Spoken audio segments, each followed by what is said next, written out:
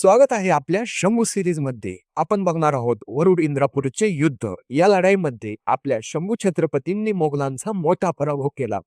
सन 1683 मध्ये मोगलांचे सेनापती काझी निजाम आणि मुकरब खान दोघांकडे मोठे सुसज्ज सैन्य होते.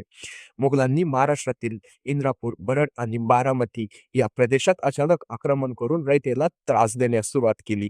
त्यांना असे वाटले की छत्रपती संभाजी महाराज दक्षिण मोहिमेमध्ये व्यस्त आहेत, पण वास्तव उलट होते. शंभू महाराजांना हे कळताच फक्त काही हजार निवडक मावळ्यांना सोबत घेऊन तत्काळ मोहीम सुरू केली. संभाजी महाराजांनी रात्रीच्या अंधाराचा वापर करून मोगलांच्या छावणीवर जोरदार हल्ला केला. अचानक झालेल्या हल्ल्यामुळे मोगल सैन्यात गोंधळ उडाला. छत्रपती संभाजी महाराज घोड्यावर बसून दोन हातात दोन तलवार आणि घोड्याची नाल तोंडात पकडून मोगलांचे मुंडके उडत होते. त्यांचं हे रुद्र रूप पाहून आणि मावळ्यांच्या पराक्रमाने मोगल एवढे घाबरले की त्यांना मोठ्या प्रमाणात पळ काढला.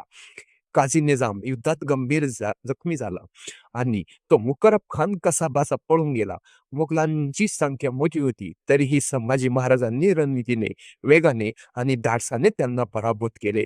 औरंगजेबाच्या सैन्यात भीती निर्माण झाली की संभाजी कुठेही येऊ शकतो, कधीही धडक देऊ शकतो आणि मराठा साम्राज्याचा तगडा प्रभाव पुन्हा वाढला. पश्चिम महाराष्ट्रातून मोगल सैन्य पूर्णपणे हटले.